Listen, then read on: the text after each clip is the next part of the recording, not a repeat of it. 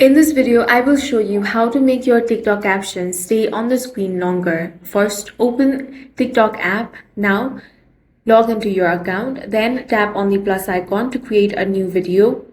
Here, record or select a video, then tap on next to reach the editing screen.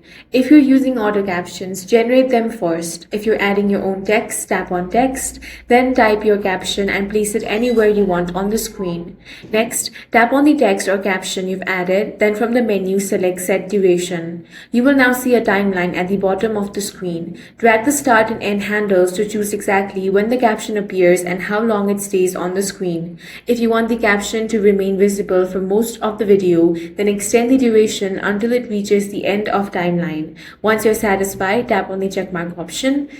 Now you can proceed to post this video. That's all for this video. If you found it useful, make sure to hit the like button and subscribe for more videos like this.